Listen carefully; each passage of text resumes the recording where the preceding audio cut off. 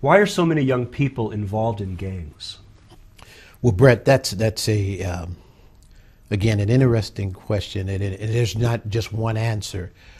Gangs have been around, if you look at the history of gangs, since the 1800s here in this country. If you look at the Italian, Jewish immigrants, some of the other immigrants that came to this country, many of them in New York and some of the other East Coast cities were involved in gangs for some of the same reasons that young people are involved in gangs today, mostly alienation, many times not being able to relate to their parents, having socioeconomic differences with the larger society.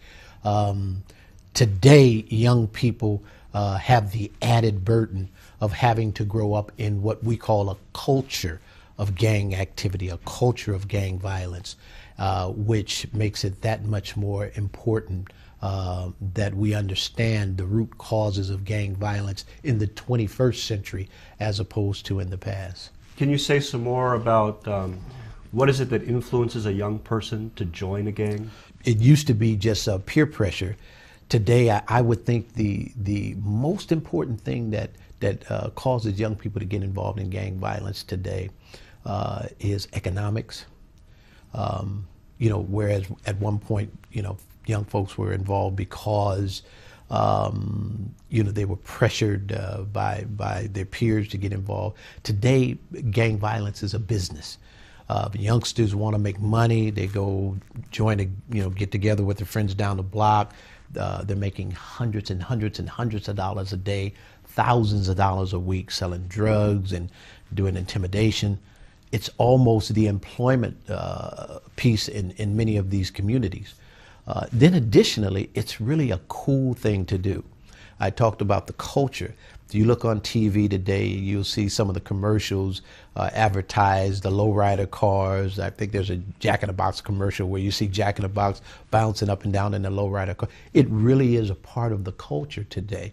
So a lot of kids who don't have their own self-identity can find identity and in many cases a family with a local neighborhood gang down the block. A lot of the corporate influence of the music, it actually doesn't have its roots here in America. Absolutely. A lot of it has its roots in Europe. So European corporations are profiting on the backs of the lives of the people here in South Central. Billions and billions and billions and billions and billions of dollars, and they never even see the effect of what they're doing except on CNN and some of the statistics. But it is having an effect. And kids, one of the youngsters that I worked with at one of our Inglewood offices one time told me something that scared me. I mean, just blew me out of the water. He said that they used to ride down the street loaded, under the influence of cocaine and drugs and these 8 balls of drugs, right? Listening to Tupac Shakur's version of Hail Mary. Hail Mary, ride or die. The lyrics have a rhythmic, spiritual, religious tone about killing under the influence of drugs.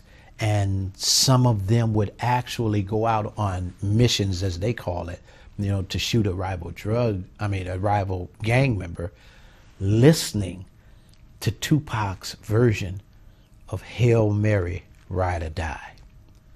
That's how powerful the influence is on our kids, and for folks to say that it doesn't, it's not only, in my opinion, in denial. I think it's almost criminal. Yeah, because they know.